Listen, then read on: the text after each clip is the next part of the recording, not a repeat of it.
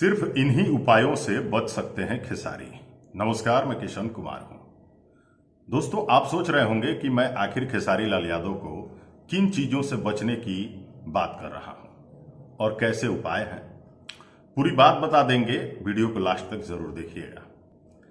इन दिनों चारों तरफ जैसे कि चर्चा है, अगर आपने नहीं सुना है तो सुन लीजिए। चर्चा यह है कि खेसारी लाल यादव मुसीबत में आ गए हैं।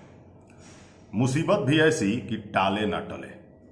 खेसारी लाल यादव पर कोर्ट द्वारा मुसीबत पड़ गई है। जी हां, वो मुसीबत जिसे में हड्डी के समान समझा जा सकता है। ना अंदर निकल सकते हैं और ना ही बाहर निकाल सकते हैं। कुछ सालों पहले खेसारी लाल यादव एक एग्रीमेंट की वजह से काफी ज्यादा चर्चा में थे। लाइव आकर उसकी चर्चा भी की है और उस एग्रीमेंट की वजह से कुछ दिनों तक खेसारी लाल यादव काफी ज्यादा टेंशन में रहे। ग्लोबल म्यूजिक जंक्शन एक बहुत बड़ी कंपनी है जिससे खेसारी लाल यादव कहीं ना कहीं एक ऐसा एग्रीमेंट कर लिए थे जिसमें 200 गानों की बात हुई थी और उसके एवज में करोड़ों रुपए की डील हुई थी। रुपए कितने करोड़ थे ये तो स्पष्ट खेसारी लाल यादव भी नहीं बता पा रहे हैं, लेकिन रुपए करोड़ों में थी ये तय। एग्रीमेंट में ये तय था कि खेसारी लाल यादव उन्हें 200 गाने देंगे, जिसके एवज में उन्होंने पैसे लिए। समय से खेसारी लाल यादव उनको शायद गाना नहीं दे पाए। कंपनी ने खेसारी लाल यादव पर दबाव बनाना शुरू किया। उस दबाव के कारण खेसारी लाल यादव कई बार टेंशन में भी आए, लेकिन उसे धीरे धीरे टाल ही रहे थे। लेकिन अचानक कंपनी ज्यादा एक्टिव हो गई और कोर्ट चली गई, न्यायालय चली गई और उसके बाद खेसारी लाल यादव पर मुकदमा हो गया। जी, मुकदमा होने के बाद जब फैसले का दिन आया तो फैसला कुछ यूं आया कि खेसारी लाल यादव की नींद उड़ गई।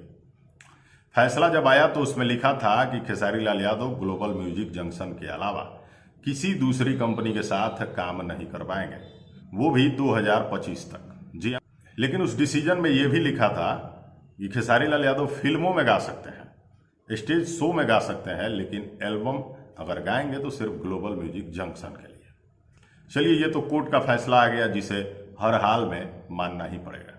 अब हम बात कर लेते हैं कि आखिर इससे बचा कैसे जा सकता है।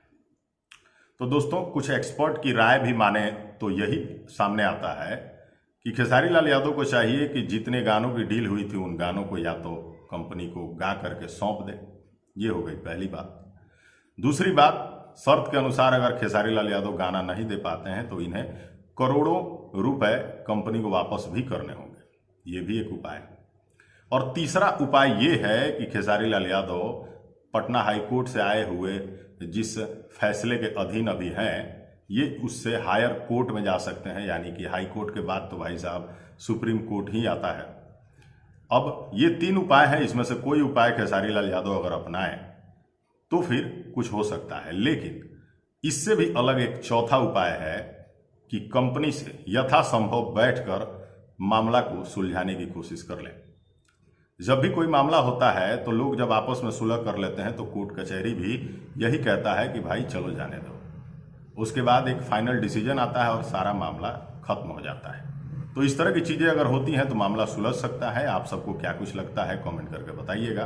फिलहाल खेसारी लाल यादव के साथ जो भी हुआ निहायत ही गलत हुआ है। हम सब खेसारी लाल यादव के दुख के इस घड़ी में उनके साथ हैं। आप सबको जो भी लगता है कमेंट करके बताइएगा। अगर आप खेसारी लाल यादव के फैन हैं तो वीडियो को दूर दूर तक फैला दीजिएगा। अगली वीडियो में दिखाएंगे और बताएंगे कुछ और। तब तक के लिए हमें दीजिए इजाजत। नमस्कार, धन्यवाद।